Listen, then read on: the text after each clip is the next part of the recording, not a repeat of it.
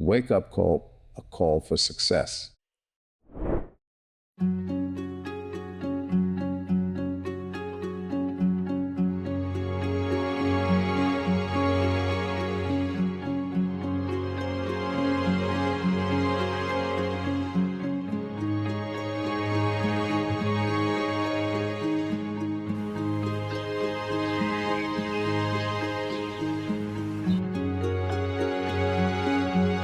Hai Sobat Kois, udah tahu kan kalau Bali dikenal sebagai pulau dengan mayoritas penduduk beragama Hindu.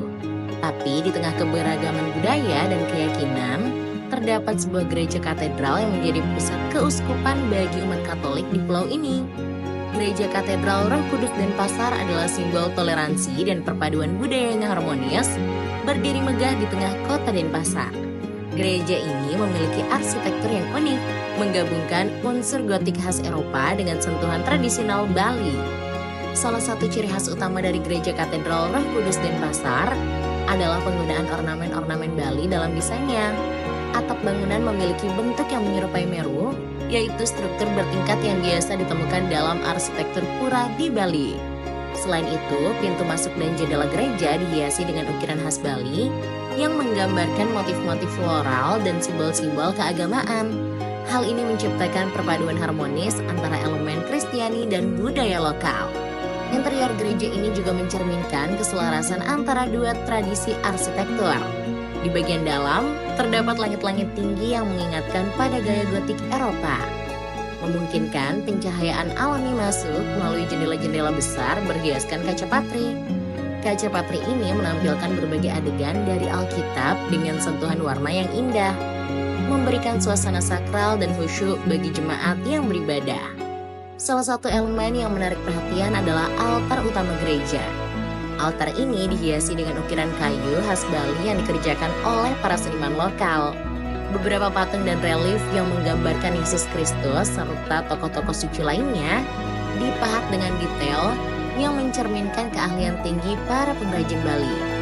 Kehadiran unsur kayu dan ukiran ini memberikan nuansa hangat dan khas dibandingkan dengan katedral-katedral lain yang umumnya menggunakan material marmer atau batu.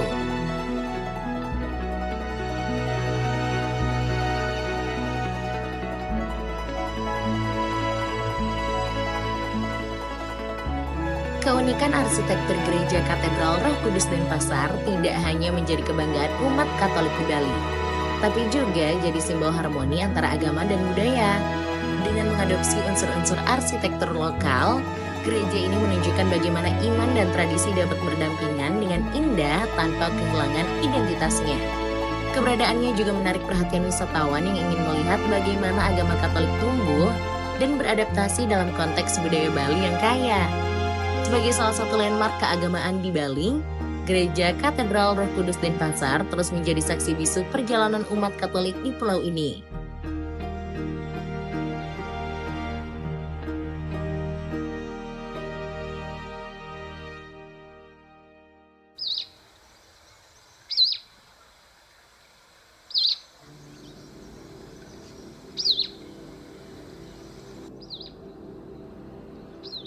Gereja ini bukan hanya tempat ibadah, tetapi juga warisan budaya yang memperkaya keindahan arsitektur di Pulau Dewata. Kebetulan tim Wake Up Call sempat mengabadikan momen ketika umat Katolik misa di Gereja Katedral, bertepatan banget nih sama Hari Rabu Abu. Nah, untuk lengkapnya mendingan kita ngobrol aja yuk sama panitia Prapaskah di Gereja Katedral.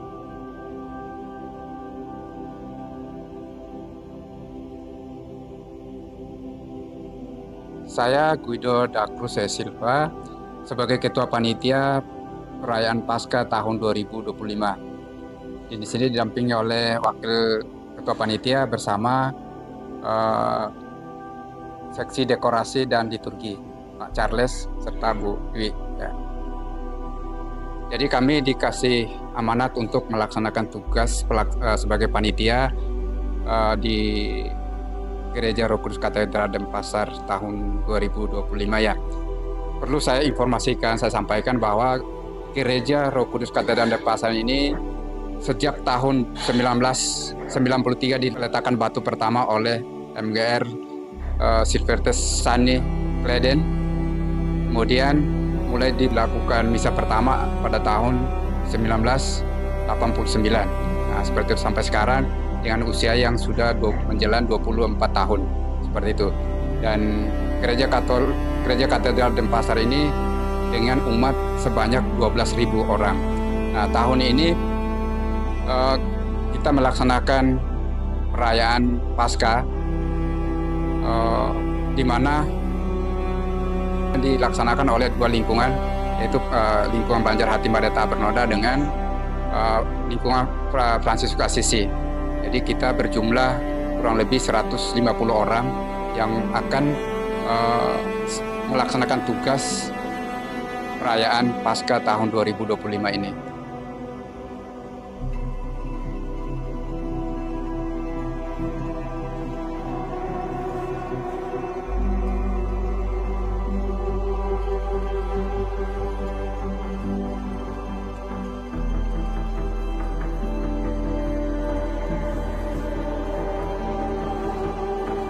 Saya Maria Regina Dwi sebagai Wakil Ketua Panitia Paskah tahun 2025.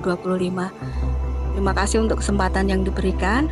Kami sangat bersyukur ya karena pada tahun ini jumlah misa sudah ditambah, yang pada tahun sebelumnya misa Rabu Abu hanya 3 kali, tetapi tahun ini dilakukan 4 kali. Dengan banyaknya romo paroki yang sebelumnya menyampaikan bahwa di Gereja Katedral tidak ada Minggu Abu, adanya hanya Rabu Abu. Jadi saya begitu semangat sekali karena tadi pagi saya pikir sedikit umat yang hadir karena masih jam kerja. Tetapi puji Tuhan meskipun jam 10 misa dimulai, tetapi ternyata umatnya juga begitu antusias sekali. Jadi perbedaannya dari tahun sebelumnya, kalau tahun ini tenda juga sudah ditambah 10, kursi sudah ditambah, dan misanya untuk hari Rabu Abu dari jam 10, jam 2 siang, jam 6 sore, dan jam 10.30 malam. Kalau pada tahun sebelumnya ada kendala karena jumlah misanya cuma sedikit dan jeda waktunya pendek, jadi umat sudah membludak yang mau ikut misa, tetapi yang misa sebelumnya belum keluar. Harapannya dengan kita ditambahnya misa tahun ini, kita sebagai umat Katolik semakin hari semakin mencintai Ekaristi. Dengan begitupun dengan pada masa Trihari Suci nanti, setiap harinya sudah ditambah 1 kali, yang sebelumnya 3 kali jadi 4 kali, yang sebelumnya 4 kali bisa menjadi 5 kali. Harapannya semoga Paskah tahun ini kita bisa laksanakan lebih baik lagi dari tahun sebelumnya. Terima kasih, Tuhan berkati.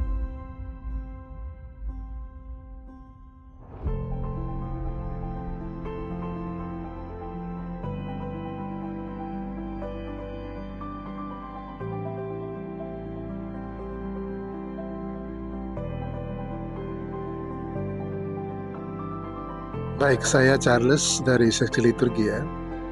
Hari ini memang kehadiran umat itu di luar prediksi kita.